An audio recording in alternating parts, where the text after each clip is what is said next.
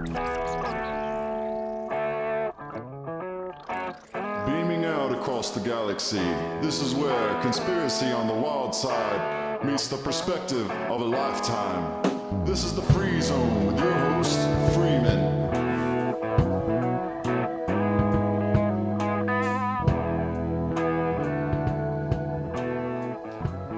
Hello and welcome to the Free Zone. This is a special edition tonight.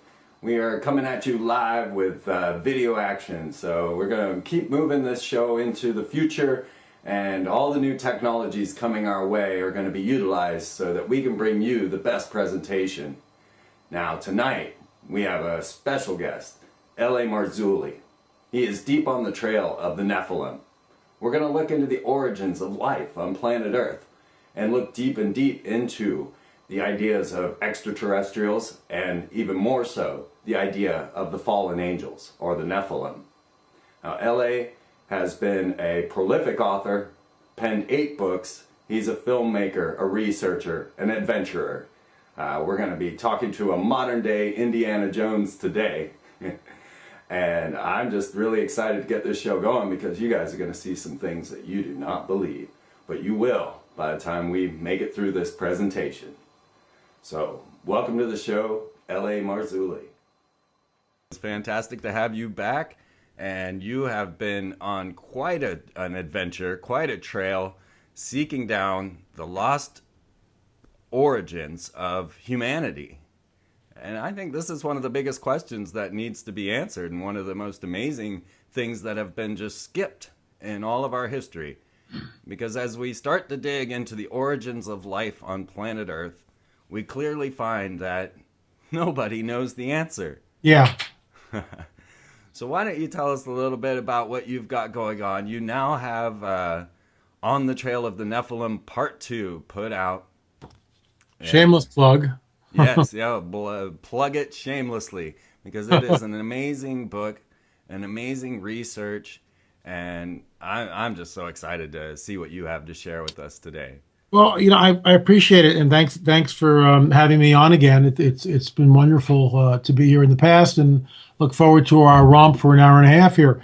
You know, you mentioned the origins of the Earth, and this is, I believe, and I've talked about this incessantly. Ben Stein produced a movie several years ago called Expelled: No Intelligence Allowed, and the reason why he did this is there were former professors, biologists, people in academia and the scientific community who, when just expressing, perhaps maybe we should look at intelligent design as the origins of man, they were expelled. They were expelled from their jobs. They lost their tenure. They lost their reputation. And this goes on. And this is the whole point of Stein's movie, to expose what I would call intellectual fascism. And this is because the scientific community and academia, for the most part, tenaciously holds to a Darwinian paradigm. And anyone who strays from that Darwinian paradigm is ostracized, lose their tenure, lose their job, lose their reputation, can't work in their field. And, you know, call me a conspiratologist. Before you do, check out Ben Stein's movie Expelled. He's done the homework. He did the interviews. He went around and he talked to all these people. And then he sat down with Richard Dawkins. And this is where it becomes clear that the Darwinists have no clue as to the origins of life on this planet. None at all. Okay? They say they do. And they have this ridiculous model of somehow a chimpanzee decides one day to stand up and become a man. And yet, in the you don't see anything like it in the fossil record, 1. 2, there's not one example of any species on this planet which is becoming something else. We don't see it. We see microevolution, where a sparrow's beak, after he's, you know, hitting some walnuts or whatever, or some kind of a nut or something, can get larger and harder. I get that. Just like a man, when he begins to work out, he can get stronger. But just if I work out, that doesn't mean that's going to be passed on to my children. There's no way that's going to happen. So Darwinism leaves a lot of questions.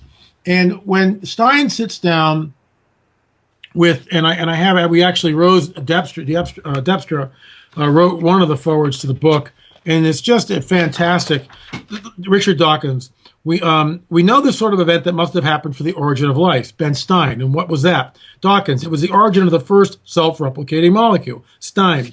Right. And how did that happen? Dawkins. I've told you we don't know. And when he says this, he's sort of snippy. Told you we don't know. He's sort of a feat. Stein. So you have no idea how it started. Dawkins. No, nor has anyone. And that's the bottom line here. Dawkins has no clue as to how the first self-replicating molecule. So this is what he posits. Stein throws him a lifeline and basically says, Richard, what do you think? And this is what he says. And this is so important, and it's right on the heels of my research, which is why I'm always deferring back to Stein's movie, especially that interview with Dawkins, because it's telling. Dawkins is intellectually bankrupt, and I say that with all due respect, but he has no clue as to what's going on here, nor does anyone else. I get that. But this is what he says. This is what he posits. Well, maybe millions of years ago in a galaxy far, far away, and I'm sort of, tongue-in-cheek here, but a race of extraterrestrials somehow developed into a highly evolved civilization. And they did so by the Darwinian process. And then they created life and seeded it through the galaxy. That's called panspermia. And some of it just happened to land on planet Earth, and one thing led to another, and poof, here we are. Well, that's a belief system that he just conjured up, and he's got nothing to back it up. Now, as a Christian, when I read the Bible, when I read the texts and the scriptures that are in there, especially in the Gospel of John, and it talks about the God-man, Yeshua, or Jesus, and it says, all things were created by him. Everything that was made through him, and nothing that was made without him.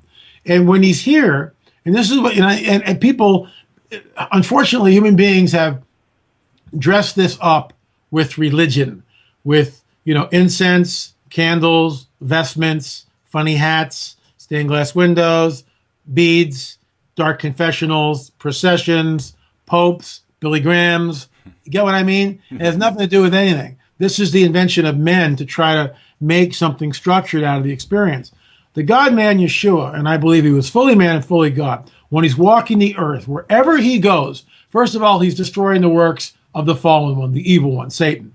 He's destroying his kingdom. And he does so by healing people and bringing the kingdom of heaven to earth. And what he does is he heals people constantly. He casts out demons. He can change the weather. He changes water to wine. He walks on water. He casts out demoniacs. If you're blind, you get to see. If you're deaf, you get to hear. If your kid's dead, the child is risen from the dead. Wherever he goes, it's goodness. And this is why the crowds are following him. If we could go back in time, there is no church as we know it. Nothing exists. There's the God-man. And he does all these things. And he's also fulfilling the thread of prophetic scripture, which runs from Genesis to Revelation. He's fulfilling many of those ancient prophetic texts, which is why I believe that he's the Messiah. Now, that faith is based on, reading, but the faith also comes from a personal relationship and experience that I've had with the risen Savior, Yeshua, or Jesus, which continues after 34 years. The bottom line is, Dawkins has a scenario which he just invented. Okay, so he has no idea what's going on. We have a statement that says all things were made by him, and then in the record, the biblical record, we have statement after statement of how Yeshua, Jesus, is manipulating space, time, and matter. What I mean by that, when he walks on water, that's outside of our physics. That can't happen. When he feeds 5,000 people from a few loaves and fishes, that can't happen. That's outside, and we would look at it as magic. But if he truly is the creator of the universe, and it's one thing to state it, it's another thing to actually make it happen and perform this stuff, which is what he did. And so you could call it mythos, but I don't believe it's mythos. But our faith, my faith, is based on the historical record that people wrote down, and that's why there's 4 accounts of the Gospels. They wrote this stuff down. Many of them were persecuted and died for their belief system. And we have miracle after miracle, prophecy after prophecy being fulfilled, where Dawkins has nothing but a made-up scenario. So when we look at this, when we get back to the origins of man, Genesis tells us that everything that was created then reproduced according to its kind. So we come into modernity with that idea, which is thousands of years old. And guess what? Surprise, surprise, surprise. Watson and Crick discover the DNA, the oxyribonucleic double helix of life.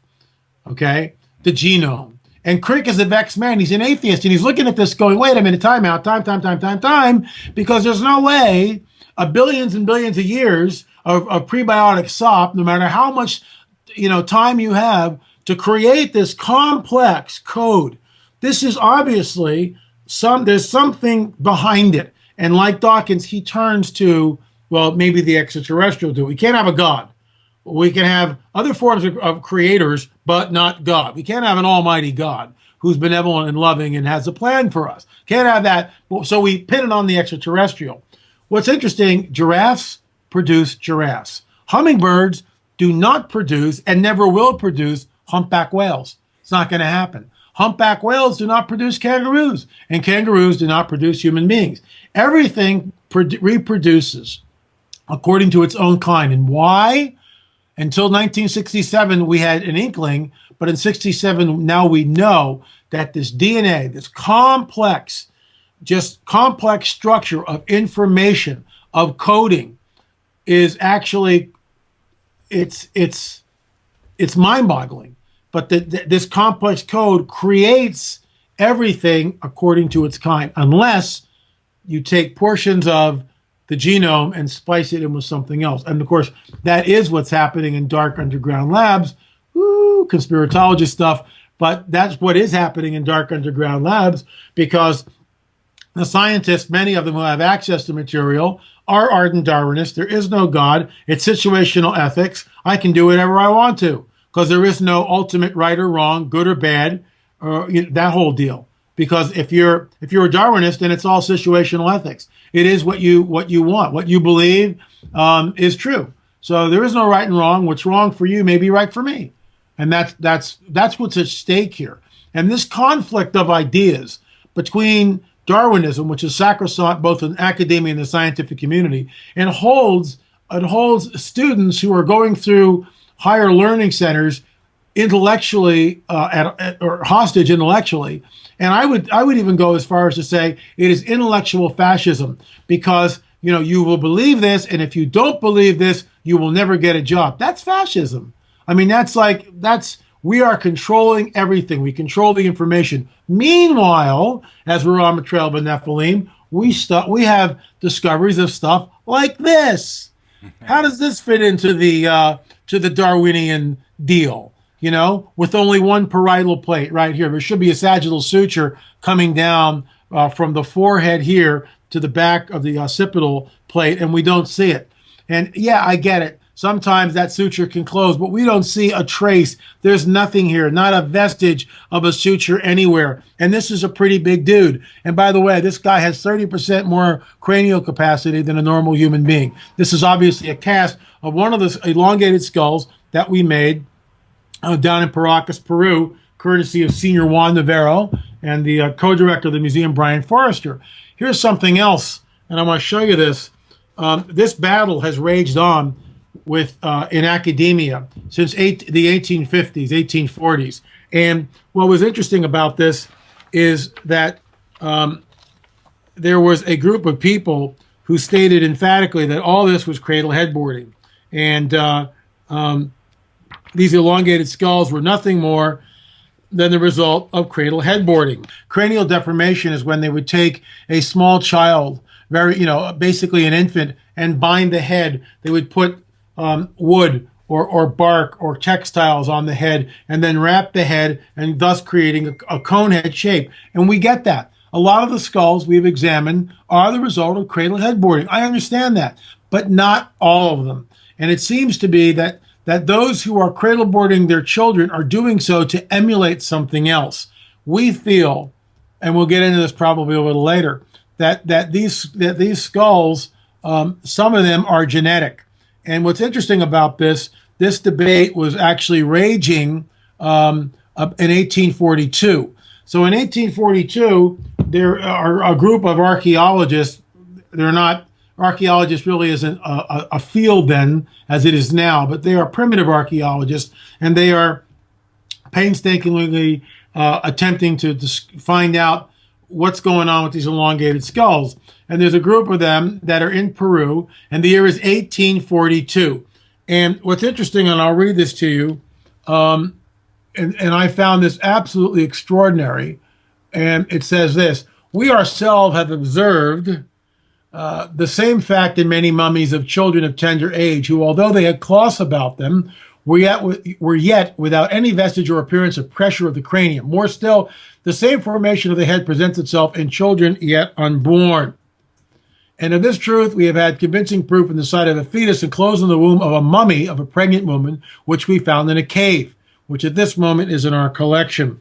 We present the reader with a drawing of this conclusive and interesting proof in opposition to the advocates of mechanical action. Mechanical action is cradle headboarding, as the sole and exclusive cause of the phrenological form of the Peruvian race."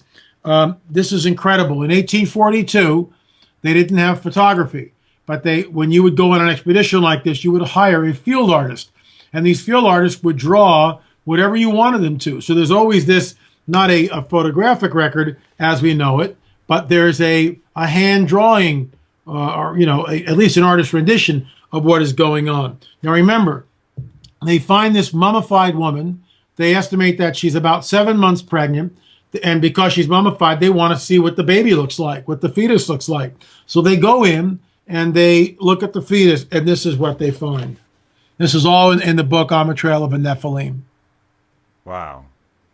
What we find is an elongated skull, and this fetus has teeth, and that's not supposed to be happening. That fetus should, first of all, should not have teeth. Second of all, should not have an elongated skull. Yeah. Nobody's going to do that to a fetus. No, you can't. Well, it's impossible. Well, it was still in womb then, huh? Still in utero. Still in the womb. Wow. And, in utero. And so we have a real problem there. And what's interesting is even in 1842, we see that this battle is raging in the scientific community. And nothing has changed today. It's basically the same thing. There are people, colleagues, critics of my work, who insist that all of these shapes are the result of cradle headboarding. Guess what, folks? We believe that they are not all the result of cradle headboarding. Combined with that is we have the DNA evidence. And what I mean by that is the late Lloyd Pye was able to take a small sample out of Peru about 4 years ago. Now, he passed away last year, and the geneticist he was working with contacted Brian Forrester and myself. I have spoken to the geneticist numerous times. We are in the process of attempting to get permits to do a proper archaeological, dig in Peru, and also take out a DNA or samples to do DNA testing with. Very slow, arduous process. Pye apparently took a tooth out of Peru from one of the skulls like this in Paracas. There was a name for that skull. What was that? Well, we don't know. Brian has a picture of the skull, I believe, maybe, of which one he took it out of. We only know it was one like this in the Paracas Museum, but I don't know which one it was. What's interesting about this is the result we got back from a geneticist. When Brian posted this, it went viral. It became a firestorm on the internet. The critics piled on. This is bad archaeology. It's bad science. How dare they, take something out of Peru? Who's the geneticist? It's like, well, no one is addressing what the geneticist said. No one. Right. A couple of people did, but the spearhead of the criticism was, oh my gosh, how dare they? Right. It's like, excuse me, why aren't you guys beating a beeline down to the Paracas Museum right now and doing your own testing on this stuff? This is what the geneticist said.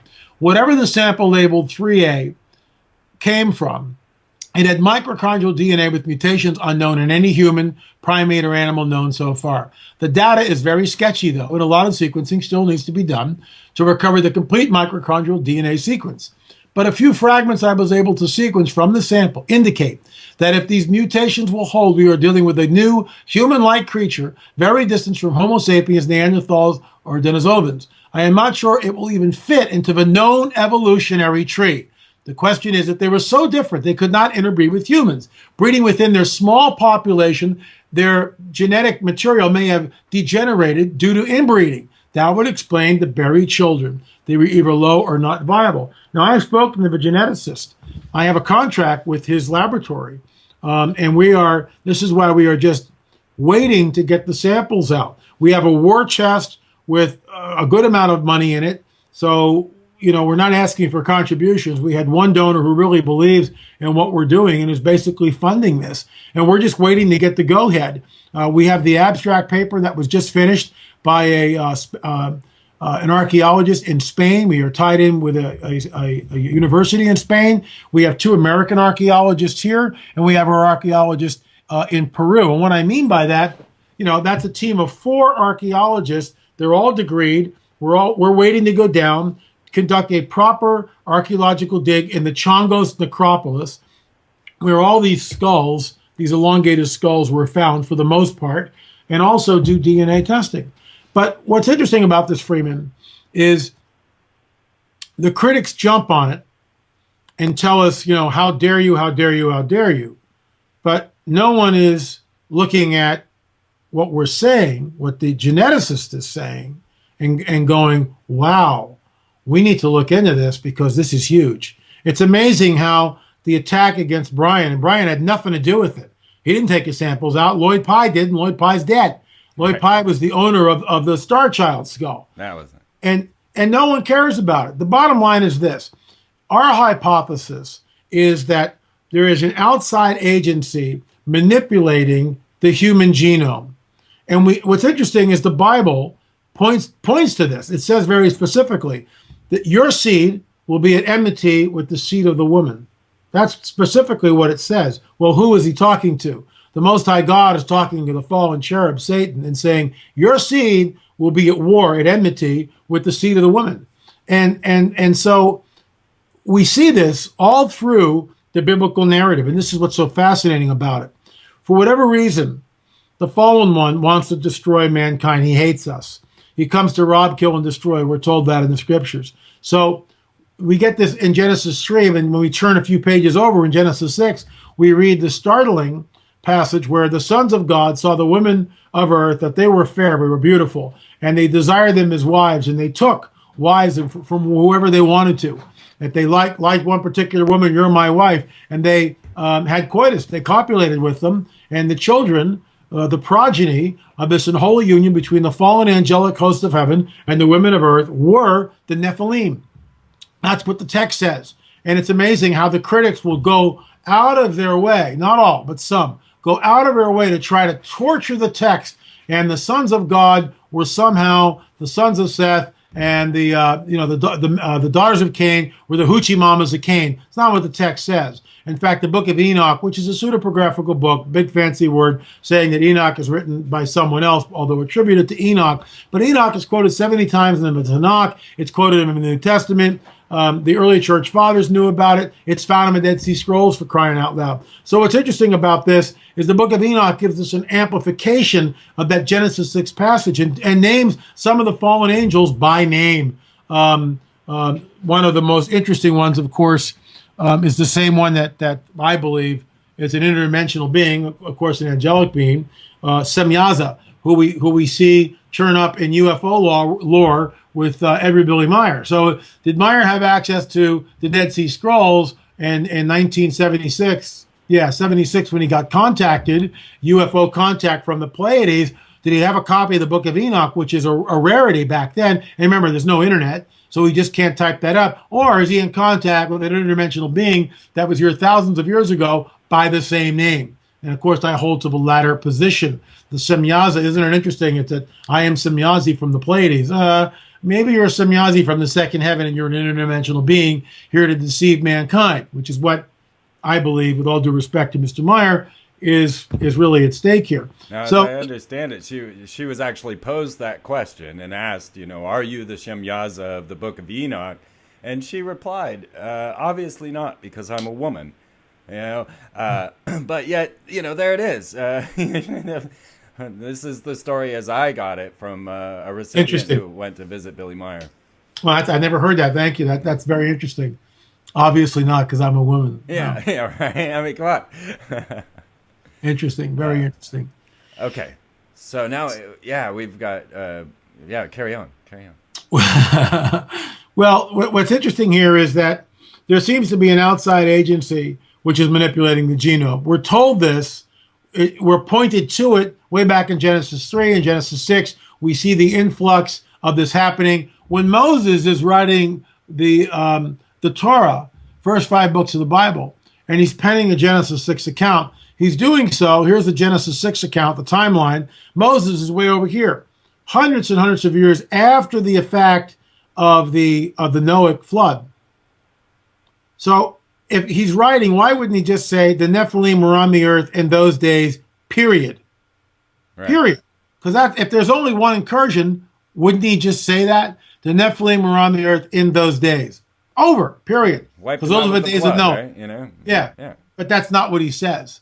He says the Nephilim were on the earth in those days, and also afterward, when the sons of God went into the daughters of men and had children by them. There is a war for mankind. There is a seed war. And the reason for this is to pollute the genome so Messiah can't be born, or wipe out mankind altogether, which he almost succeeds in doing, except we know that 8 people were saved, and Noah's and his wife, and Noah's sons' wives, and his sons.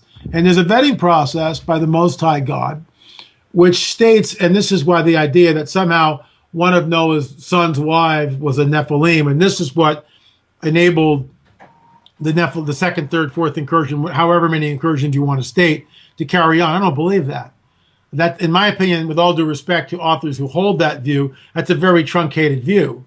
Very truncated. And it puts the fallen angels in this little box. Well, you only can do it once because I said so. But that's not what the text says. And Moses is writing from hundreds of years later. What we find is that there's a vetting process in Genesis 6. And the Most High God says, Noah, you, your wife, your sons, and your sons' wives. That is a vetting process, in my opinion. The Most High God goes out of his way to call out with great specificity Noah, his wife, his sons, and their wives. So come aboard the ark. And all the animals who come aboard the ark, they're not contaminated either. And then he wipes the Nephilim out. Remember, it's not a weekend incursion. And people need to understand that the Nephilim are on the earth in those days. That's 450 years they're on the earth. And they are spreading out in different parts of the earth. And I believe the megalithic structures, the early megalithic structures at Baalbek, certainly would attest to that. And interestingly enough here,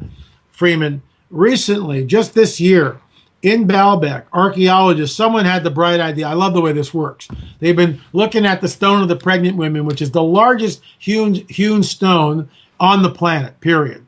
It's almost 70 feet long, 16 feet wide, 14 feet deep. Thing is absolutely humongous. It weighs at least 1,200 tons. Some people put it heavier than that, 1,400 tons. You can't move it in the ancient world. And the idea... Can't move it in the modern world there, L.A. I'm just saying, these were the things that led me to this understanding. I studied architecture at Kansas University. I clearly saw that, we were taught in a university status that these were impossible feats in the 21st century. 1,200-ton blocks are not going to be moved by humans. And what's interesting, one author states that, let's say here's our block, then all these guys had to do was put a large wheel here and a wheel here and roll the block up, which is patently absurd because there's no way to do that either. An engineer will tell you that that's not going to happen. And how do you, and then that creates other things. How do you make a wheel like that? How does the ancient drill into the side of the block and roll this thing up? And that's not what we see. We don't see evidence of an 80-foot highway to the site. There's no evidence of that at all. Right. What's interesting, and this is what blows it out of the water. So here you've got the stone of the pregnant women, which sort of sits like this let's just call it, and here's the ground, right? So some of it's buried. So this is kind of what you see. It's a crude example, but it works. And the So person standing on top of that looks like about an inch high. like a little ant, Yeah. like a little ant. It's unbelievable. Yeah. And so some archaeologist finally has the bright idea. Why don't we dig around the stone and see what's there? Hey. Okay, Bob, that sounds like a good plan. And the woman who did it and her team, they dig down about 4 or 5 feet. Okay, guess what they find? They find 2 other megalithic stones. Still 2 unmoved, but other hewn. megalithic stones below the stone of the pregnant woman. And this is astounding because at this point, the Romans probably had no knowledge of those stones underneath the stone of the pregnant woman. And that blows the whole idea that the Romans took slaves with diorite rocks and went ding, ding, ding, ding, ding, ding, ding, ding, ding, ding, and chipped these blocks out and had these slaves do it for 100 years. It's just a bunch of nonsense, in my opinion. It points back to the supernatural. It points back to the legends. It points back to extra biblical texts, which talk about the giants who erected these incredible complexes all throughout the globe. I have come to call it Nephilim architecture. And I want to, since we're talking about Nephilim architecture, I want to show you something. This is called the Silistani Towers, and it's absolutely incredible. It's in a place called, I got to get to it first. It's in a place near Lake Titicaca, and these stone towers are absolutely incredible. And first of all, they're made from basalt stone. This is all an trail of a Nephilim too. And when we went there and we saw the Silistani Towers, we were just completely taken aback by what we were seeing. Now, if I remember correctly, basalt, very hard stone, right? Yeah, it's not as hard as andesite, but it's really hard. And of course, in going back into into antiquity, carper chisels aren't going to create this. Yeah. So this is what we see from a good distance away, and we see this tower in the distance on a hill, and the standard archaeological, party line is, "These are funerary towers built by an unknown race to house the dead." And we're saying, bull ticky, they are not. Yeah. First of all, we don't know what they are. Perhaps some sort of a machine. Now look at this. The white that you see in between the stones is the result of archaeologists in modernity shoring up the structure so it doesn't break in earthquakes. But the structure is thousands of years old, and you will notice that each stone is completely different than the one next to it. There's no 2 stones alike. And you'll see this is Gillian Peck at the bottom of the tower. It gives you an idea how big this thing really is. Right. You will notice that it's conical shape. In other words, it goes like this. It's smaller at the bottom and larger at the top. And it's circular. This is the most difficult structure you can do, even today. And I've gone to architects and I've gone to stonemasons. Hey guys, can you create a conical tower like this for me? Well, how much is it going to cost me? And architects kind of, laugh nervously. Well, and stonemasons look at it and go, "Oh my gosh, this is ashlar construction. There's no mortar originally. No 2 stone is alike." And what's interesting, it's perfect. As they go up, as the builders go up, the radius is changing every centimeter. Right. Every eighth, 16th of an inch, that radius is changing because the tower is getting larger as you go up. Right. It's the most impossible structure you can make. I mean, it really is. And it's a signature of the builders. And they were able to do it because they could do it. They're not going, "Oh my gosh, how are we going to do this one?" The area is littered with the remains of these towers.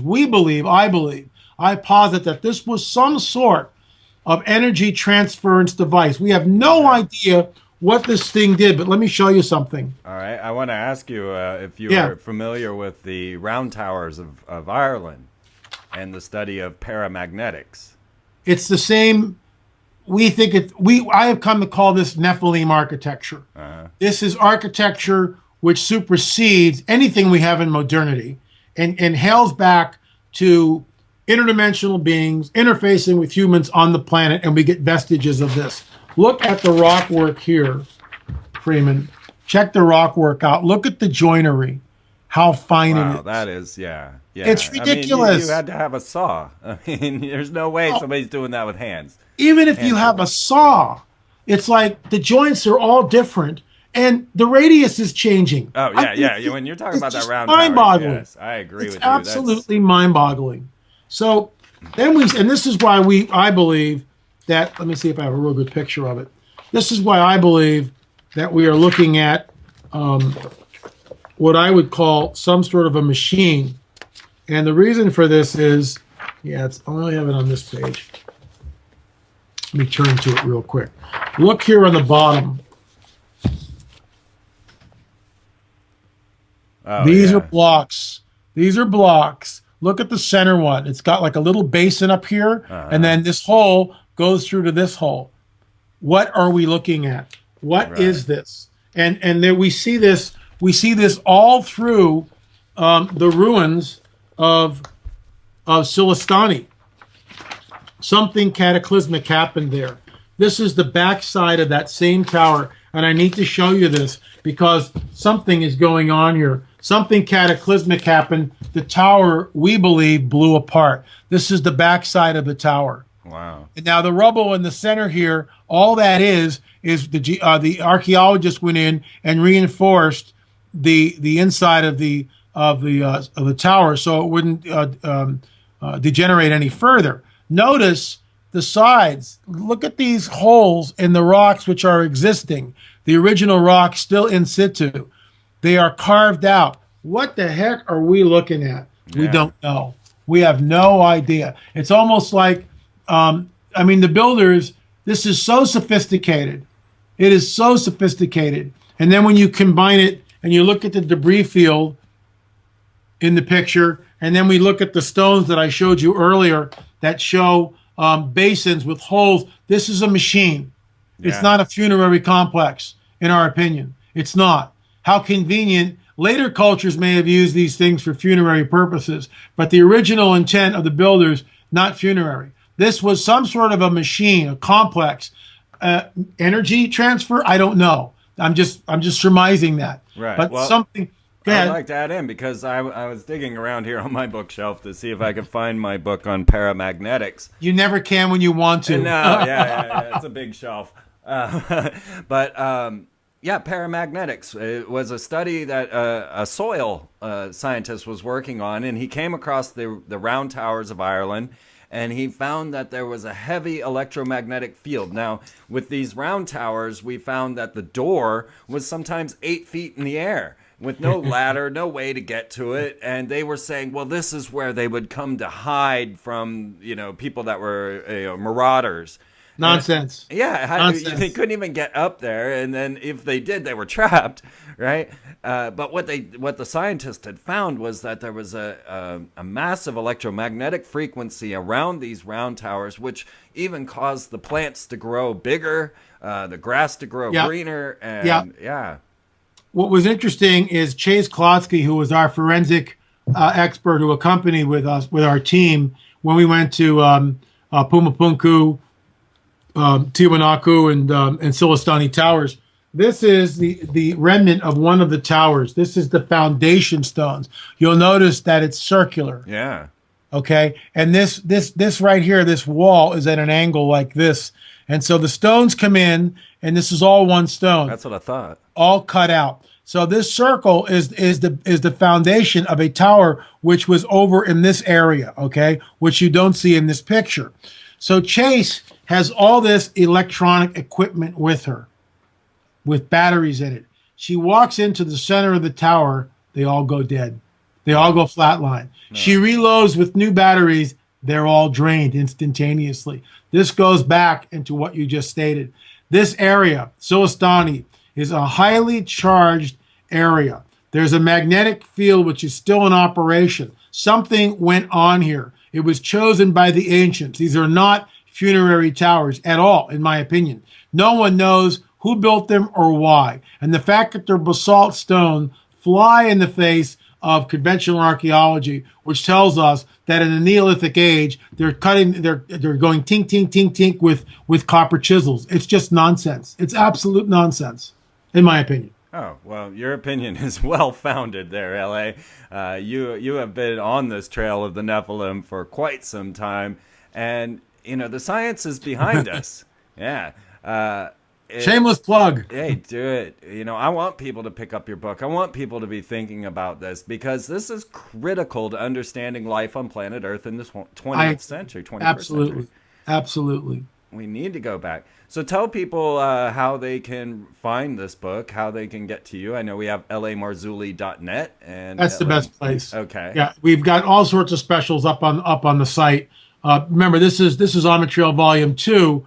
On the Trail Volume 1. This picks up where On the Trail Volume 1 leaves off, and I'm actually working on 3. There's just so much information, and that's what's so fascinating about going to these sites. It's one thing to pick up a book and read it. I get that. It's another thing to be on the site, boots on the ground, and handle stuff like this. This is the baby mummy head that we unwrapped at Senior Juan's Museum in Paracas, Peru. Which is just let's incredible. Talk about that for just 1 second, because gingers come up all the time in connection with, we're talking about redheads.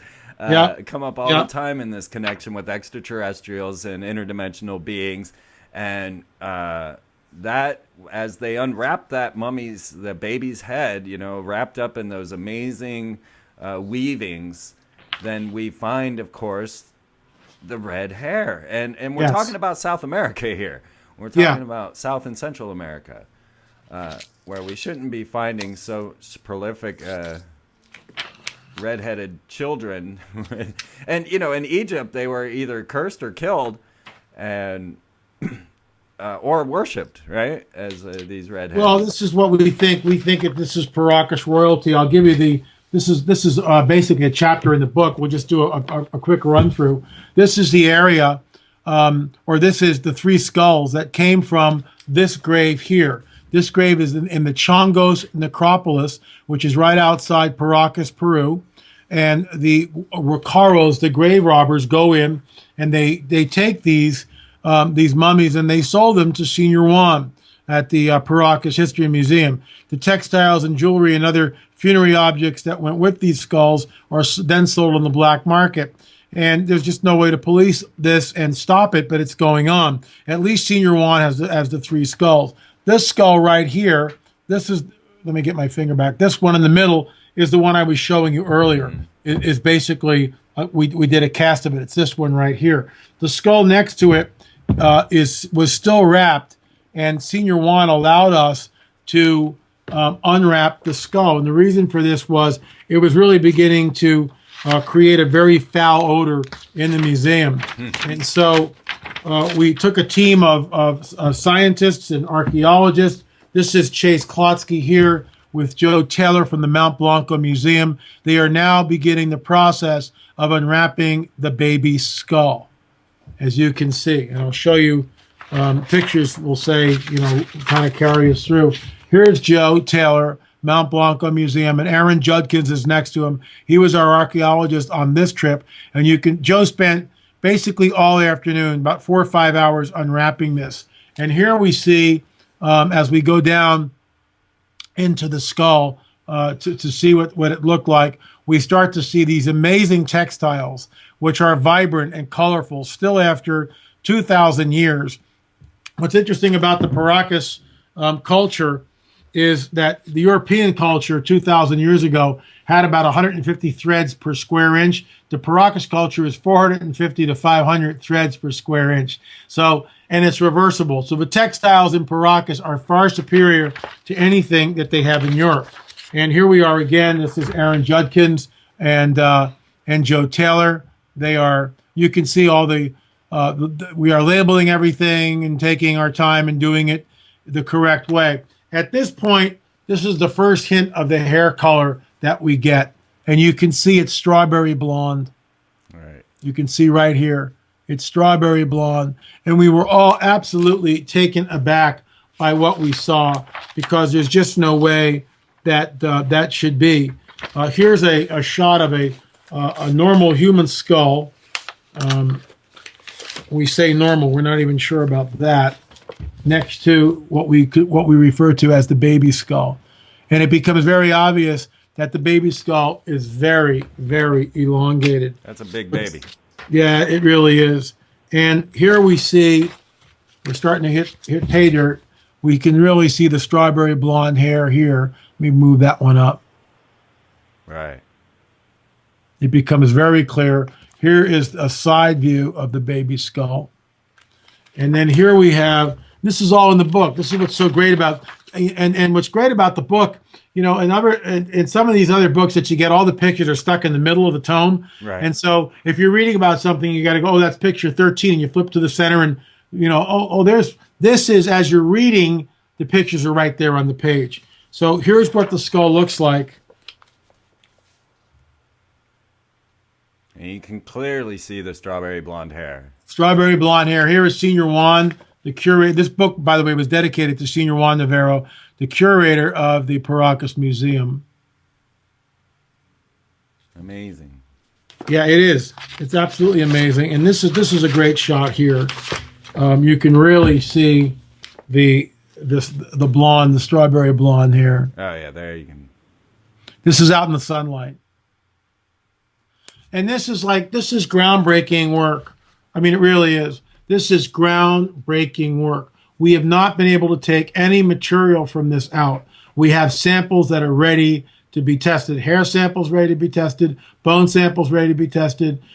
Cloth to be carbon dated. We estimate that this baby skull is about 2,000 years old, which is the end of the Paracas culture. The Paracas culture shows up about 3,500 years and then disappears about 2,000 years ago. So it's a 1,500-year window, which interestingly enough corresponds with the conquest by Joshua and Caleb of the Levant, or the Promised Land. As Joshua and Caleb go in to the Promised Land, there are Nephilim tribes there. We know that because the Bible tells us very succinctly who's there. And the mandate by a loving holy God is to wipe out these tribes. And that begs the question, how does the Hebrew God conduct genocide? Well, it's a hybrid being. It's the same judgment that we get back in the flood. Anytime the Nephilim are on the earth, we see that same judgment come down, wipe them all out, because they're hybrid beings. And they also, according to Native American legends, were bloodthirsty cannibals. Now, I'm not saying the Paracas people were, but we don't know. But what we do know, this is the cast of the baby skull that Joe Taylor did. And it's absolutely incredible. Absolutely. I mean, what a great job he did. How bizarre. I can, yeah. Get my hand out of the way here, make sure that doesn't fall. Yeah. That is wow. I mean, from the side there, you know, there's no way. And when I saw the recreated images, once they did the facial reconstruction on these skulls, oh my God. I mean, these are some freaky looking beings. They almost look like troll dolls, you know, if I could. Well, I mean, they do. And it gets, I mean, this is one shot from Marcia Moore. And this is her rendition of what it may have looked like. Yeah, I mean, put a tuft of hair on there, and you got yourself a troll doll. No, seriously, they you know, they would. Well, let's take a little break here, L.A., and pick this back up on the other side with. And this goes back into our 18. Check this out. Here's our. Let me get the prop set up here, because this is. I want you to see this. No worries. Here is our yeah. This is the sketch from 1842, and here's the one that we uncovered ourselves. And you know, you be the judge. You tell me what we're looking at here. Right. There's such a similarity; it's incredible. This is a fetus, you know, we're looking at when we're looking at the drawn image. So, yes, exactly. We're not talking about headboarding here. We're talking about hybrid beings that may still be around, may still be influencing life on this planet, and that's what I want to pick up on the other side. Sounds good. We get into human sacrifice, the Nephilim, and cannibals, and the interbreeding, and the modern day chimera, and how dangerous this may be for a God-fearing planet. I'm ready. All right, Well, thank you for this time you've given us. Now, I know this had to have fascinated our audience. If you're not fascinated by this, folks, then You're you really, asleep. yeah, you need to wake up. You need to realize that life on planet Earth is been hidden from you, has been hidden away inside the Smithsonian's different museums, this archaeological defiance, this what we open this story with, the idea that if you start to talk about this kind of stuff, you get fired. We know Yeah. these things are hidden inside of the museums. They pulled out of the displays, and you know, we want to know why. So I can't wait to dig into this further with you on the other side. Sounds good. All right. His name is L.A Marzulli. His book, On the Trail of the Nephilim, Parts 1 and 2. You can also catch his Watcher series. Very interesting stuff. And see all the work he has there at lamarzulli.net. So we'll see you on the other side.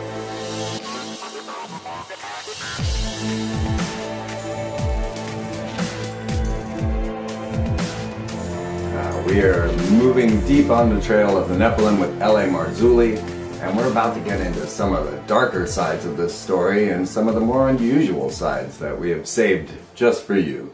So thank you for subscribing to freemantv.com. All of your support is going towards making a bigger, better production and a much better show. So I want to thank you all for your kind contributions to keeping us going. And now we will turn back to L.A Marzulli and start to get deep into the Nephilim. LA, I don't know where we want to begin here, but I'm thinking of, first of all, just about Indiana Jones and the Kingdom of the Crystal Skull and the idea of interdimensional aliens. They made a severe point in the movie to mention that these were interdimensional beings. Yes, they did. And I have a presentation, a 2-hour-long Aliens from Hell presentation that is nothing but about the idea of channeling these extraterrestrial entities, utilizing ritual magic, getting into the Nazis, the Thule Society, Sure. all the people that have been channeling these extraterrestrials. So I thought maybe we could start with a little ET, the idea of interdimensional beings, and then we'll move this into the human sacrifice, the cannibalism, and how this relates now to our modern leaders of the world. Well, you mentioned Indiana Jones and the Kingdom of the Crystal Skulls. At the end of that movie, Indiana is there, and they're watching this UFO, this huge UFO, which has been buried beneath this ancient temple. And as the temple begins to disintegrate, when the UFO begins to appear from deep underground where it has been residing for centuries. And the UFO comes up and it's very cyclonic and all this nonsense happens. And the UFO finally begins to move out and return. And Indiana poses the question to his now restored sagacious mentor, restored mentally, and poses the question, where is it going? Out in space to another planet? And no, Indiana, his sagacious mentor says, no, Indiana, it's interdimensional. And that's the point you just made. And they go out of their way to make that. Jacques Vallée, the father of ufology, certainly one of the founding fathers of modern day ufology, states in his book, Messengers of Deception, that these entities are, in fact, he believes, interdimensional. They're not from the Pleiades or Zeta Reticuli. What's interesting is that they have a proclivity to lie and distort the truth, and do so habitually. We talked about this in our Watcher 7 presentation. So with that in mind, we can jump in. I believe, the bottom line for me is I believe that these entities are very extremely intelligent, but highly malevolent. Yeah. All evidence suggests that. And so now you also have found evidence there to suggest that there was human cannibalism going on. Now, we can relate this on a couple of different levels, because we have mythos from all over the planet, not just biblical stories, but ancient Indian, Native American stories, South American stories. And I don't know if this is going to relate, but I figured I'd throw it in there in the connection with peyote or ayahuasca rituals. Sure. And how finding these mythos and the tales of the flying Paracas Indians. Yeah, it's everywhere. It's rife, and it's funny how people will interpret what they find according to their paradigm, and we see this, and I'm doing the same thing. The only difference between my research and maybe some of the research like Graham Hancock, I've been on both sides of the aisle, and Hancock, as far as I know, with all due respect, has not. What I mean by that, I engaged in peyote rituals. I had spirit guides. I had a guru. My third eye was open. I've been down that road. But I've also been born again by the Spirit of a living God. And the two are diametrically opposed to one another. And, I've had a guru for 3 years and meditated and did the whole thing. Like I said, spirit guides, been there, done that. And when I became a born again Christian, I realized the deception behind everything I just mentioned. And that all those things never really deal with the fundamental problem with humanity, and that is our sin nature. This is why the idea of a redeemer, of salvation, and people will sit there and listen to this and scoff. But I would pose the question to you: when was the last time you were angry? That's not a good thing. Or you yelled at your wife, or you stole, or you lied, or you committed adultery, or you look with lust at your neighbor's wife, or looked with lust at your neighbor's new car, or coveted anything. I mean, all those things are called sin. They're all the little nasties. And the whole point of Yeshua being here and coming to this earth was to pave a way back to the Creator. That's the whole point of his sacrifice on Calvary. And the deal is, we believe on him who was sent, which is Yeshua. We believe that his sacrifice on Calvary atones for all those little nasty things I just said. We all do at some point or another. And by believing on him and asking forgive us our sins, we have eternal life. But we also get the indwelling of the Spirit of a living God. And Scripture says that the Spirit of a living God will teach us in all things. That, Freeman, is incredible. And so when I look at the writings of, let's say, Graham Hancock, who I just mentioned, what's fascinating is Hancock gets it. He knows something's up. He's taken ayahuasca over 40 times. He's been catapulted into the second heaven. And in there, he sees these beings. And to his utter astonishment, they're grays. They're the gray aliens, the little gray beings with the wraparound black eyes. And he realizes that they seem to be completely obsessed with our reproduction. They want to mate with us and create hybrid beings. This goes back to the first hour, Genesis 3, your seed, the seed of the fallen cherub, Satan, the fallen one, will be in enmity with the seed of the woman. And this is exactly what we see. And someone like Graham Hancock uncovers it through the use of ayahuasca and writes about it. He totally understands it. All he needs to do, in my opinion, with all due respect, because he's a brilliant man, is move a half an inch over and understand that there's a cosmic war going on, and understand that his concept and idea of religion is not what we're talking about. It's not sitting in some pew someplace and listening to some guy, rant and rave for 20 minutes and then putting a little check in the box and leaving. It's not what we're talking about. It's a relationship with the living God of the universe, the creator of all things, through his son, Yeshua. And his blood sacrifice on Calvary paves the way, opens up that door for that relationship to happen. And that's how it works. That's how it works. You remember 2,000 years ago, when all this is going on, there is no church as we know it today. All that doesn't exist. Right. Yeah, absolutely. I mean, Christ wasn't a Christian. But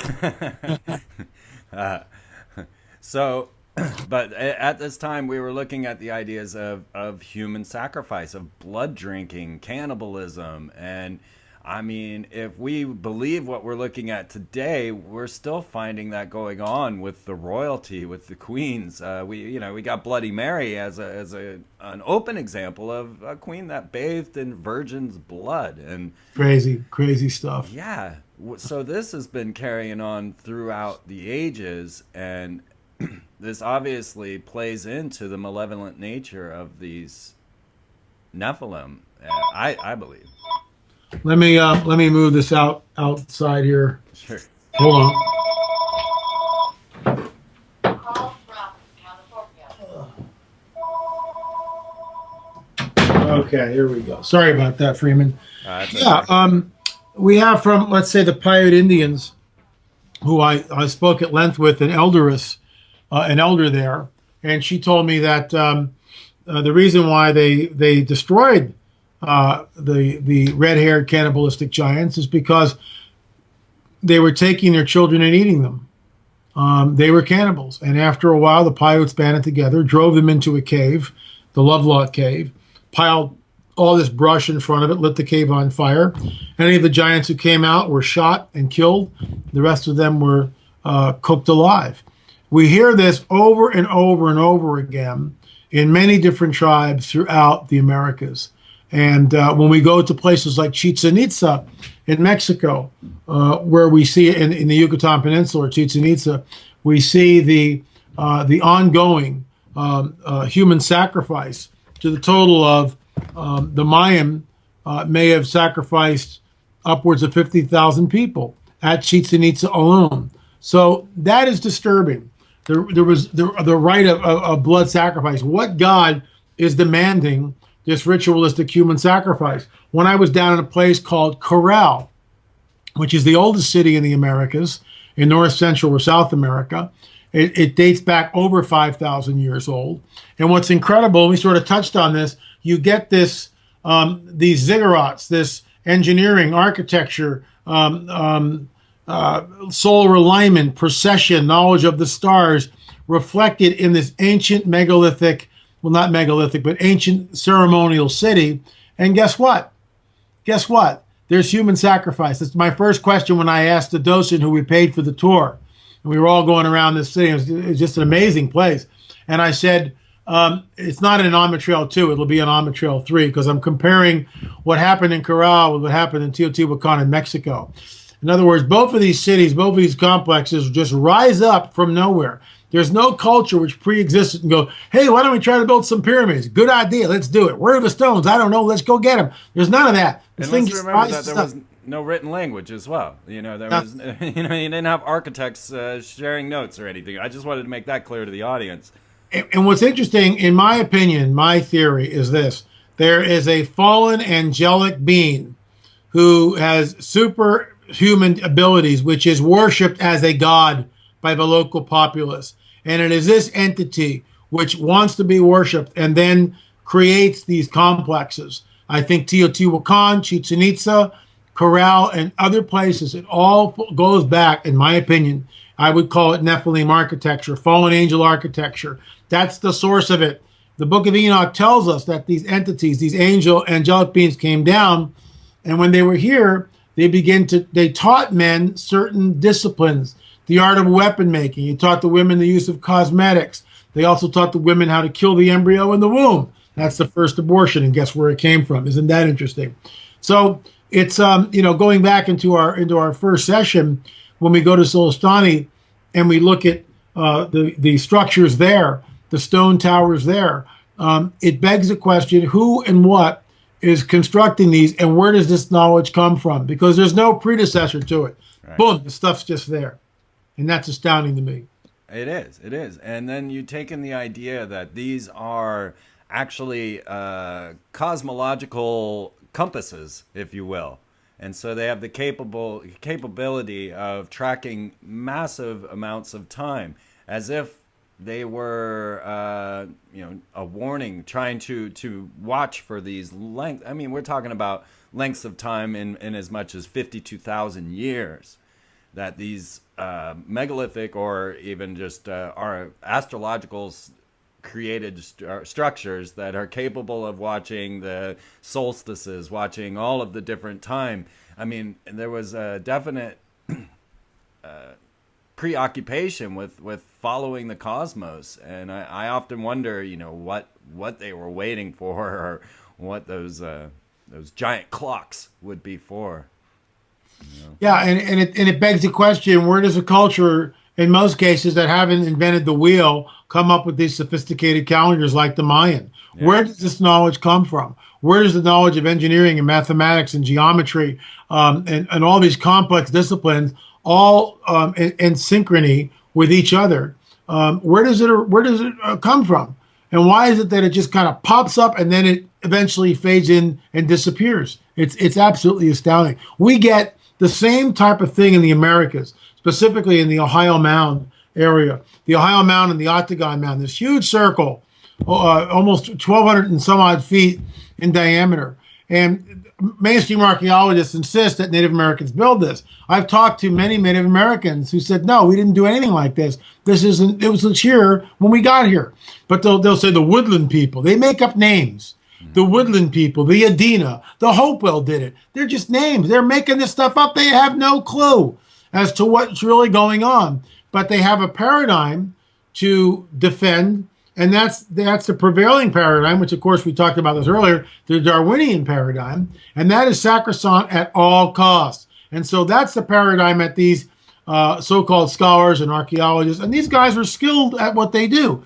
But, again, go back. If you don't believe me, watch Ben Stein's movie Expelled. That's the starting place. You watch Expelled, and all of a sudden the light bulb goes off, and it's like, oh my gosh, this is intellectual fascism. And the subtitle, the Stein's movie, No Intelligence Allowed. That's exactly where we are. We had this. I was on Coast to Coast last night, and a caller came in. He's an archaeological student, and he says the professors rail against any of this stuff. Giants, ancient aliens, they laugh at it. They scoff at it. If you embrace any of this, you're going to flunk the course. And I'll tell you another story. I talked to an archaeologist, a tenured archaeologist at a major university. And I posed a question to her. I said, look, we have men of letters at the beginning of the 19th or the 20th century, 1920s, 30s, 40s, who are uncovering these large skeletal remains, 9, 10, 11, 12 feet, and who know the difference between a disarticulated body and a articulated skeleton, one still in situ, who know that they can take a femur, and there's a mathematical formula we can use, and just from the length of the femur, we can extrapolate the height of the skeleton, just from the femur. These are men of letters. You know what her reply to me was? And I'm not making this up. Those so-called men of letters did not know how to measure. Oh.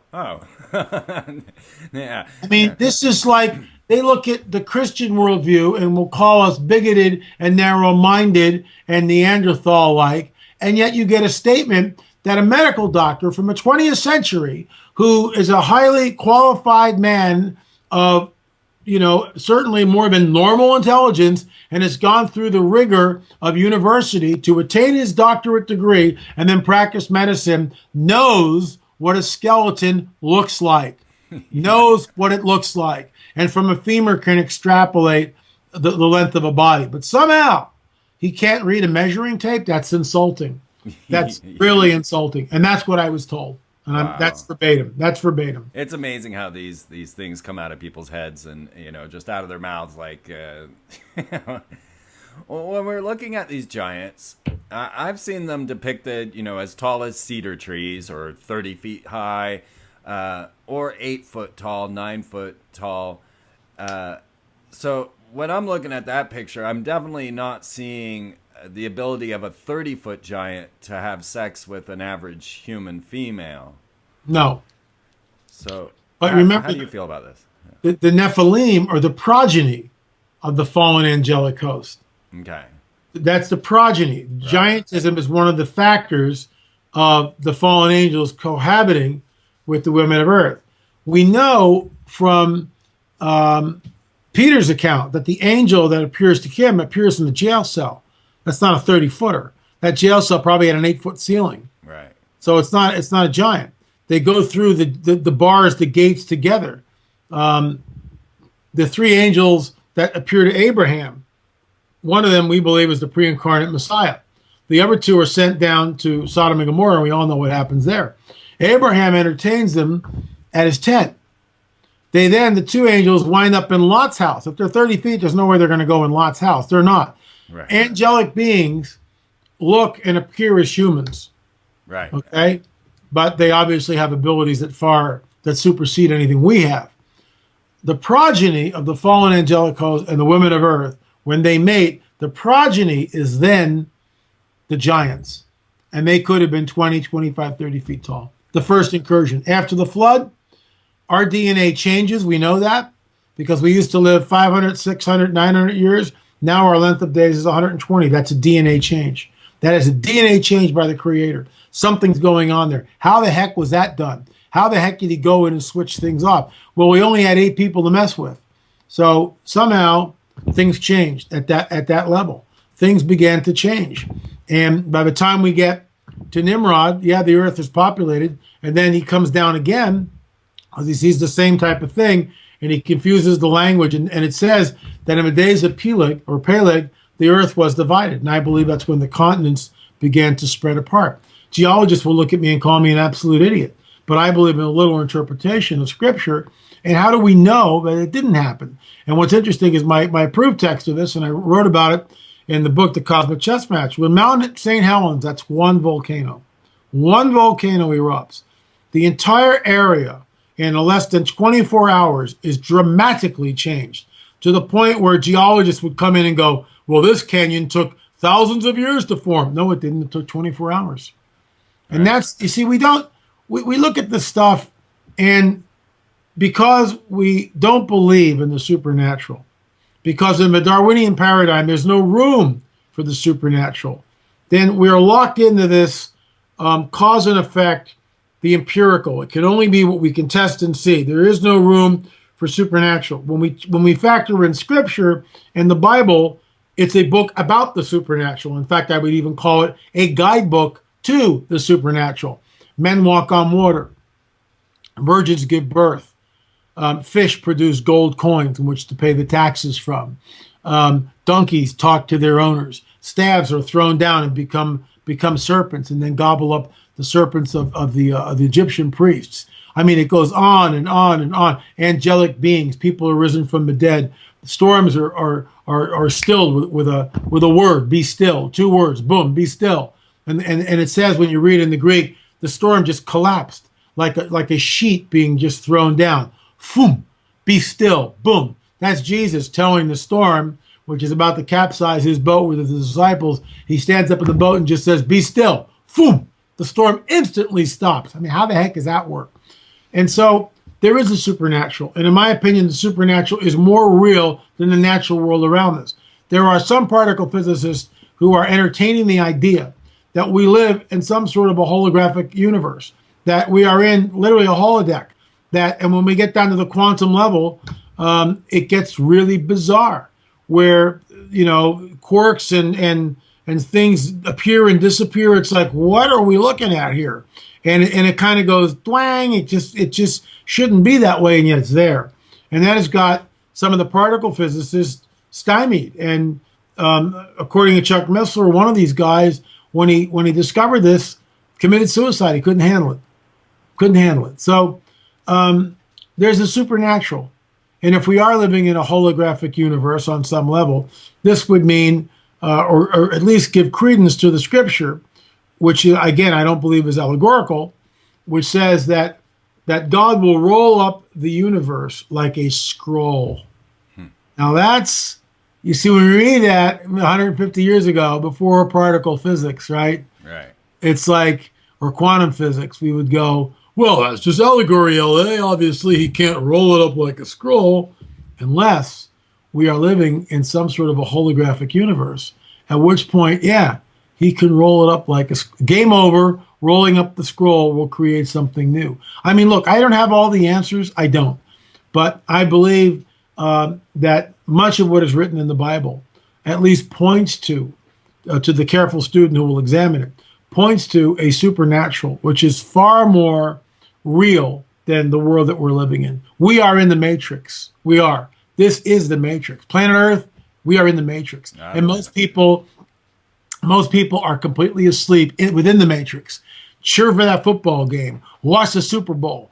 Eat some Doritos. Have a big gulp. Get some, McRibs or some fast food. Yeah. Eat some of that. It's just like, it just goes on and on and on. And there's more to this than what meets the eye. We are at war. There is a cosmic war which is raging in another dimension all around us and is now beginning to spill over into this planet. And we see vestiges of it in what we referred to in the first in the first part of the interview what I consider Nephilim or fallen angelic architecture, like Sacsayhuaman, like Chichen Itza, which we mentioned in this segment, in other places. Certainly the Circle Mountain, the idea that in Ohio, that great Circle Mountain, 1,200 feet in diameter, the idea that Native Americans took birch bark baskets and clamshells, or even flint hose, which aren't hose because you do this a couple of times and the thing just breaks. It's clamshells, and then they have dog sleds which move the dirt. It's completely nonsensical in my opinion. Totally. Let's be clear. When you spoke with these Native Americans, they were telling you stories about giants, right? Mm-hmm. So it wasn't just biblical studies. It's right there. The Native Americans are giving you the Native American oral tradition. It's rife all through Native American oral tradition. Talk about red-haired, six fingers, double rows of teeth, cannibalistic giants through the land, and they had to conquer them. And that is astounding to me. Absolutely astounding. Absolutely. So now we live in a time where we have devices that see into the anti-universe. We have deep underground labs creating chimera. We are moving back into the days of Noah, if you will. And I'm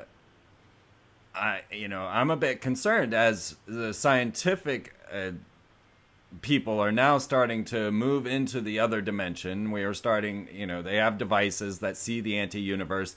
And I don't know, you probably don't know this, but on the International Space Station, they have this device that sees the anti-universe.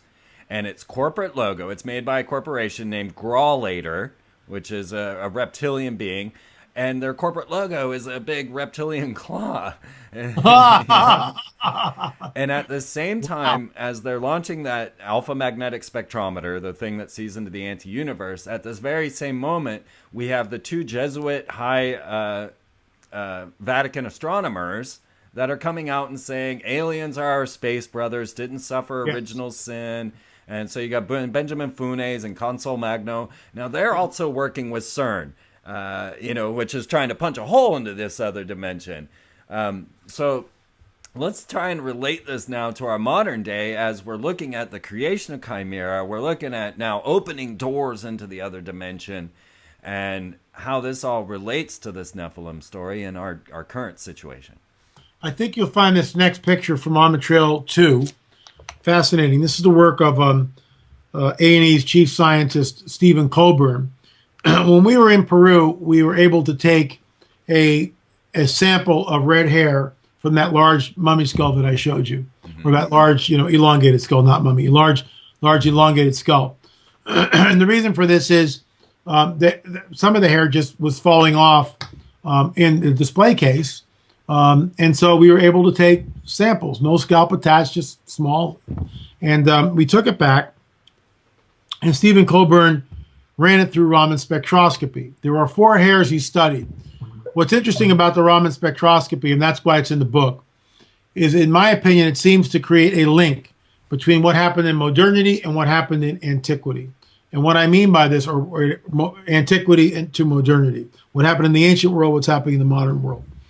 So he took a human hair, a dyed human hair, the red hair from Paracas, and this is what's interesting, Freeman. He takes a almost transparent hair that was given to him from a person who had been abducted and forced to have sex with a hybrid being who had whitish, blondish hair.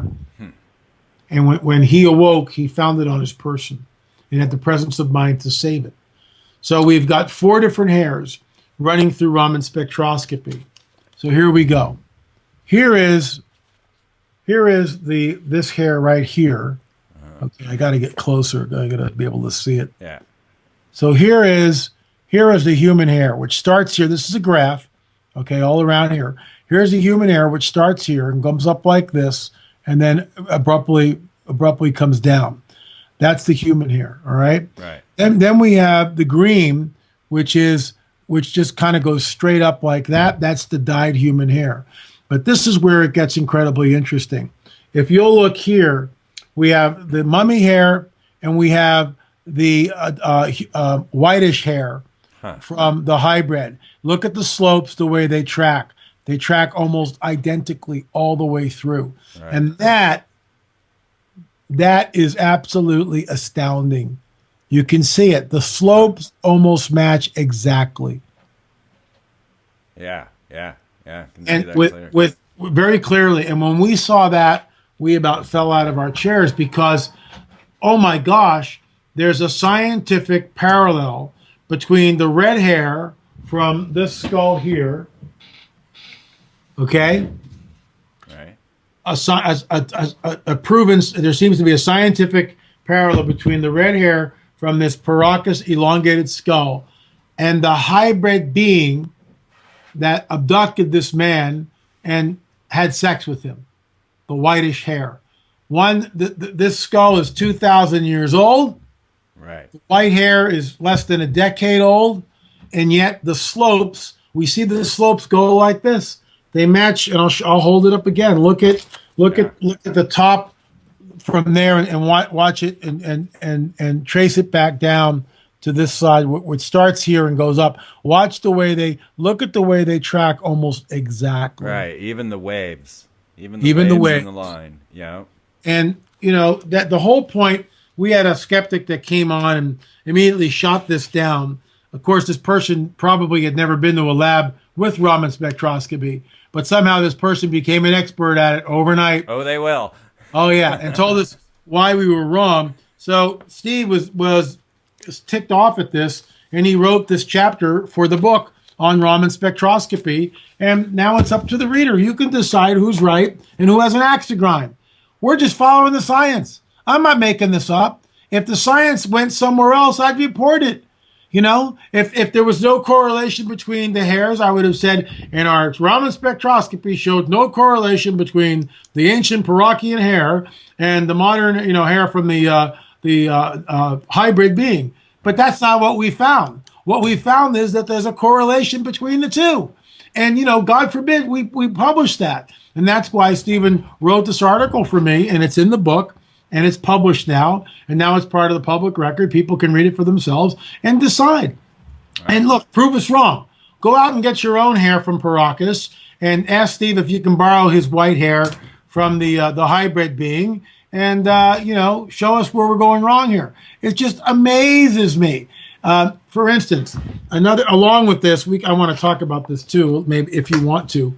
But I went out to Paracas, Peru. I'm sorry, Catalina Island, rather. Trying to do two things at once. It never works. And what I discovered there in Catalina was absolutely astounding. And the reason for this, and the work that I have now published in the book and talked about incessantly, is I found this photo here. This is of Ralph Glidden standing in front of a very large skeleton, 1919. Right. Okay? Look at the size of the skeleton there. Yeah. And there's Ralph. It looks almost twice his size. What was interesting is now there's a rumor circulating from who knows where telling us that this photograph was staged. Well, we see a lot of those Photoshop giant images, and they there's are. no way to tell. Yeah.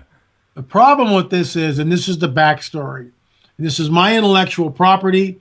I donated $1,000 to the Catalina Museum to be able to go and look at the collection that Ralph Glidden was in a box. And the backstory is this. Glidden was hired by the High Museum, and he conducted primitive archaeological digs in the Catalina Islands, the San Miguel, Santa Barbara, what is known as the Channel Islands, which are right side from San Diego up into Santa Barbara. It's a string of islands. Catalina is about 27 miles from the city of Los Angeles. And he conducted these things, and I get it. In the latter years, he was a little more than a glorified grave robber. I understand that. But in the beginning, when he was employed by the High Museum, he actually kept a journal. He actually had notes. This is one of the typewritten pages that went to the High Museum. That's what's so important about this. But the records went missing, Freeman. They went missing for 50 years. And John Boragina, the former curator of the Catalina Museum, was rummaging around in the attic. And lo and behold, he finds a box, a chest. And he opens it up, and to his astonishment, he realizes he's just discovered the cache of Ralph Glidden's lost records. And so I get wind of this through Jim Watson's book. Jim and I are having dinner. Watson's book is called Mysterious Catalina. One thing leads to another because I called Jim about it. Jim tells me, did you know about the records discovered? I said, no. He gives me the director of the museum's phone. After about 6 to 8 months of emails back and forth, I offer to pay $1,000 contribution to the museum because they're building a new museum. Come on in, Mr. Marzulli. It's all yours. I flew out to the island, went down, met John Boragina. I'm there in a back room. After hours, there were 2 tables that are set with white paper on them, and the museum boxes are now open to me. And the first thing I did was try to find a look at the pictures. And this gives you an idea of some of what we found. The file, everything had been cataloged, everything had been looked through. This is from San Miguel Island, 1919, well before he does his museum, which happened in 1924. So what we did is Gary Stearman, my friend and colleague, whom I affectionately call elder brother, because he's an amazing human being. He's 75 years old. I'm 63, so it's a title of respect. And Gary knows a lot more than I do and is further up the trail than I am. So I said, Gary, look what I found. I showed him the photograph, this photograph. And he said, L.A., there are people who have computer software that can take this picture, digitize it, and put it into their software program and tell you how big this thing is. I said, Gary, this is great. So I went on my blog and I said, I have a picture with 2 different, and I'm trying to find out if someone can tell me if they have a program in which to extrapolate the difference of heights of individuals.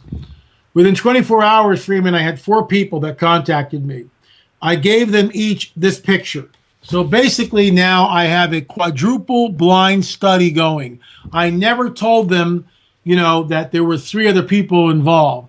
I never told them that there were 4 people studying the photograph. Each person thought that he was the only person that was studying the photograph. Within 48 hours of handing that photograph off, I started getting feedback. Oh my gosh. First of all, there's no Photoshop. There's no evidence of Photoshop. My photograph of this picture is a photograph of the original. All right. This is an original photograph, unretouched. There's no Photoshop. It was the original deal. I held it in my hands, and that was verified. So the first thing and this is the work of Michael Register. And Michael takes Ralph Glidden out of the picture here and straightens him up all through computer graphics, his program. We know from John Boragina that Ralph Glidden was 5 foot 8 inches tall. So he does the same thing to the next picture.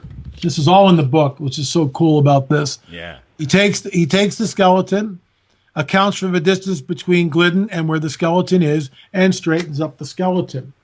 At this point, it becomes obvious that we have a disparity. We have an 8 foot 6 inch giant next to Ralph Glidden. Look at the size of the skull. Right. Wow. Look at the size of the skull. Yeah. And we also have records. By the way, I was just on a couple of days ago. There's a new series on the History Channel called In Search of a Lost Giant by Jim and Bill Vieira. And I'm honored. Hopefully they'll edit it correctly. We'll see what they do with it. But I was honored to be asked to come on the show. And I am on the show. And I talk about, it was a Skype interview. And I show the people, Jim and Bill and the producers, this photograph. This is my intellectual property. I discovered it. I found it. We did the analysis of the photograph.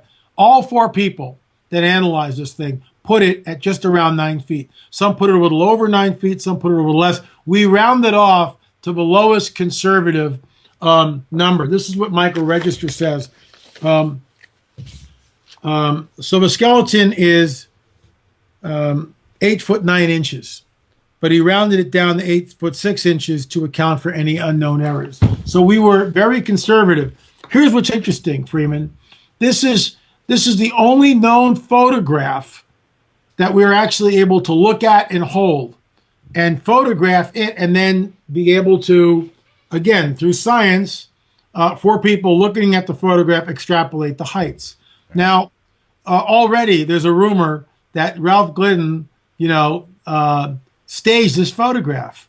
Well, isn't that convenient to say? Well, pigs can fly too. Just because you tell me that pigs can fly doesn't mean that they can fly. And just because you state emphatically that Glidden staged the photograph doesn't mean that he did. And in fact, what's interesting is in Glidden's journal, and we have line after line of typewritten, just bam, bam, bam. Grave number 43, found 16 skeletons, lots of wampum and bees. Grave number 44, and it's page after page after page. Now, if Glidden is trying to create a ruse, then when he talks about the 8.5 footer, this is all he says. Found the remains of a very large skeleton over 8 feet. Right. At a small skull. What? I mean, write a paragraph, Ralph, if you're trying to create a canard. Write a paragraph, one line. And it's because he's employed by the High Museum. Later on, it gets very Barnum and Bailey, and I get that. But at 1919, when he's digging this stuff off of Catalina, it's not the case, in my opinion. And we also found, and this I think you'll find fascinating, here's a typical Ralph Glidden journal. And here is evidence of the 6 fingers. Hold that still 1 second. I'm gonna right there. Count the fingers. Yeah, right. All right. So we got five fingers there, and then a thumb. The thumb is behind. But what's interesting in this, and right here, if you look here, and I'll hold that up. If you look here, there seems to be the thumb lying behind it. Right. We don't know, but that's what we think it is. It's a 6-fingered skeleton, and we know we have a bowl which is next to it. One of the researchers, Michael Register, took the bowl, which John Borgina told us was 6 inches, and extrapolating the bowl and the size of the jaw, and again, going digitally and pulling all this out, which is what he did, he discovers that we're looking at basically almost a 9-footer. Wow. Now we've got 2 9-footers, one with 6 fingers. Then I found this photograph, and this shows us something really bizarre. These skulls are elongated. Yeah. Look at this one down here. Yeah, definitely. What seems to be a baby. It's a baby. Yeah. Highly elongated skull. Now look at this. Now that's in Waitara, Peru. And this is Catalina, Iowa, and thousands of miles away. right. They are Waitara? very similar. Waitara, Catalina. Huh. See where we're going with this? This is exactly what I expect to find. My hypothesis has been stated from the get-go that if the Bible is true, the biblical narrative is true, and Joshua and Caleb began to press the war against the Nephilim tribes, and the Nephilim tribes saw what was happening, could there have been a diaspora where the giants fled northward into through Europe and then over to the States, out the Mediterranean Sea, like Thor Heyerdahl proved with Ra, winding up in the Gulf of Mexico and coming up that way, going out and perhaps going around the Gulf and going up, or just following the coastline and settling in Paracas, or going out the Red Sea and coming into the Pacific and going out that way. It's Indian Ocean, Pacific Ocean, and traveling, eastward. All three are viable positions. If that's the case, then we should begin to see something we should begin to see evidence of that. That's the hypothesis. And lo and behold, we do. Right. We see evidence of these elongated skulls in Catalina and all through the Americas and now down in Peru. And what's interesting is, what happened to these? What happened to the skeletons that Ralph, where are those skeletons with the 6 fingers that Glidden has? Where is that large one that he uncovered? And of course, conveniently, all those have disappeared. Yes. Yes, we know it's true. Well, I do know. Go ahead. I may have. This is Marcia Moore. She was gracious enough to allow me to use this in the book. That's what we're looking at. That's what it would look like. Wow. Yeah, that would freak me out. Freak anybody out. And so why don't we see these beings now? I mean, has something happened? Have they gone into hiding? Did they... Well, have any theories? It goes back to what the geneticist said in the very first segment. Breeding within their small population, they may have degenerated due to inbreeding. Right. And a very small population of nephilim, and they're dying off. We know an interesting biblical account which says that Og, the king of Bashan, the last of the giants, the last of the Rephaim. That's incredible. He's the last guy there, last man standing. It's unbelievable. So something's going on here. We look. I don't have all the answers. I'm just out here looking for evidence, and we're finding it. Right. We're finding it, which is incredible. Well, you are an amazing scientist and an amazing adventurer. Someday I'd like to just sit with you and hear your tales of travel, because I know those stories got to be full of all kinds of adventure and seeking these answers. Well, I'm so glad you're out there, L.A., doing all of this, and Thanks, Damon. I really think it's so important to what we're gonna learn about life on planet Earth I think that the science and the knowledge is going to start to bubble out to the surface, and that, you know, humanity's going to have to deal with this. And we're talking about, you know, UFO abductions here, you know. So like when you start to bring this puzzle into this puzzle, then you know, people are like, whoa, now you're going way too far. You know, but it all ties together. Yeah, it does. This whole idea of UFO abductions, the giants, the Nephilim, the fallen ones, and how this interrelationship through psychic cosmos, if we will, is bringing about, you know, the understanding that there are other beings and they have been manipulating life on planet Earth for a long time. Absolutely, absolutely. And do you have concerns that we are now moving back into the chimera age as mankind starts to dabble in these genetics? Absolutely, I do. The movie Splice is a perfect example of that. Around the same time, the UK released this ridiculous press release. We've destroyed 150 chimeras. Oh, that's great. But what about the 300 that you didn't destroy? You know? Yeah. It's like, you know, public, rest assured, they're all destroyed. Well, why are you making them in the first place? Yeah. And we know. My money is on not all of them were destroyed. No. And that's, who knows what nonsense is going on in the underground labs. Yeah, absolutely. Absolutely. Well, I'd love to show you Aliens from Hell, so I'm going to give you a free membership into freemantv.com so that you can I want to check it out. see it. Definitely. Thank you. Appreciate that. I Very think you'll be blown away by this side of the research, and maybe one day we could form together and that might happen. You never know, Freeman. Could work. Well, thank you so much for giving all of us your time here, I LA. appreciate it. Thanks so much, Freeman. You're very Folks, welcome. you can, if you're interested in what we talked about, on the Trail of a Nephilim 2, www.lamarzulli.net, and you can get Volume 1, Volume 2. There's specials up there. It's full colors, you can see. We were showing you lots and lots of prints from the book, and judge for yourself. Absolutely. That's all you can do. Judge for yourself. Well, fantastic. I look forward to our next meeting, LA. You got it, Freeman. Thank you, man. Yeah.